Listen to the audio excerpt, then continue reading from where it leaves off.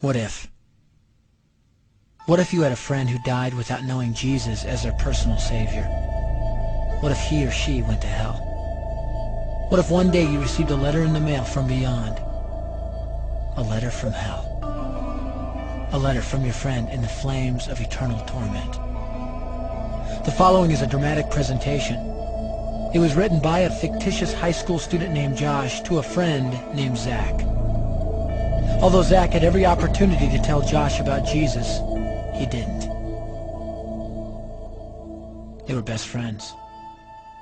They played soccer together, they went to classes together, they partied together, they shared their lives with each other. But there was one thing Zach held back from Josh: his personal relationship with Jesus Christ.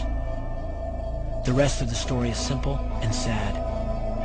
A few too many beers, a tragic drive home, a crash, a death, a funeral, a letter. Here is that letter in its entirety. A letter from hell.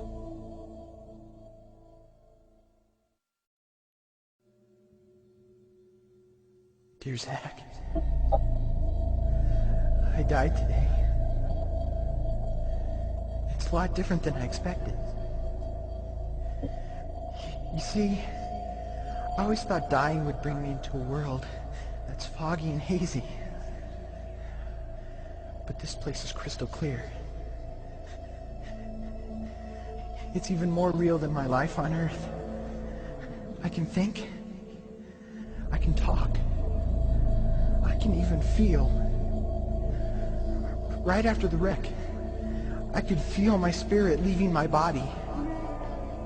It was the weirdest thing, Zach. I thought I heard you screaming out to me, man.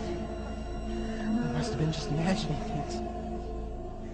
At first, I was just standing in line, getting registered, I guess. They asked me for my name and began to look in this thing they called the Book of Life. I guess they couldn't find it, though, because this huge angel standing next to me grabbed me by the arm and started dragging me away. I was terrified. I had no idea what was going on. I asked the angel where he was taking me, but he didn't answer. So I asked him again. Finally, he told me that only those whose names were written in the Book of Life could enter into heaven. And the rest would be condemned to hell forever. Man, I was scared. The angel threw me into some kind of holding cell where I've been sitting and thinking for a long, long time. Do you want to know what I've been thinking about? I've been thinking about you.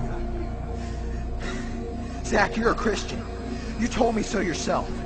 I mean, we talked about it 3 different times today. Kelly brought it up, and you laughed it off. Coach Adams brought it up, and you changed the subject. I mean, it came up right before the wreck. Well, the question I can't get out of my mind is this, Zach. Why haven't you ever told me about how to become a Christian?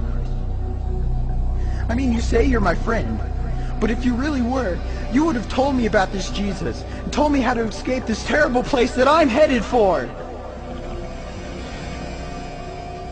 I can feel my heart pounding in my chest.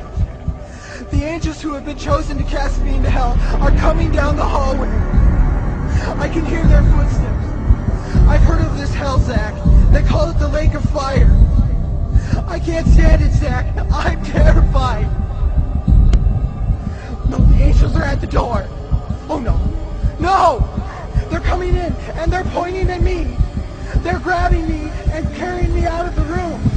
I can already smell the burning sulfur and brimstone. I can see the edge of the cliff where hell burns. This is it. I am without hope. We're coming closer, closer, closer. My heart is bursting with fear. They're holding me over the flames. I'm damned forever. This is it. They have thrown me in. Fire, pain, hell. Why, Zach? Why didn't you ever tell me about Jesus?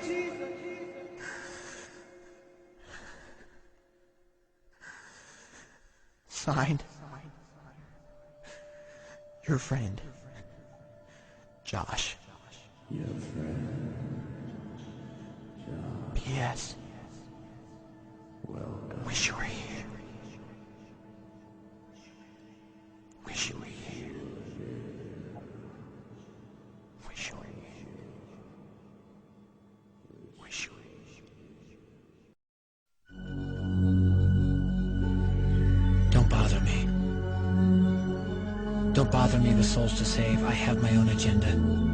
There's school to do, sports to play, important stuff to attend to. Don't bother me with my friend at work. He's got his own religion. I don't have time to change his mind. He'll make his own decision. Don't bother me with that little girl, the girl playing in the street. She's much too young to understand that the savior she can meet.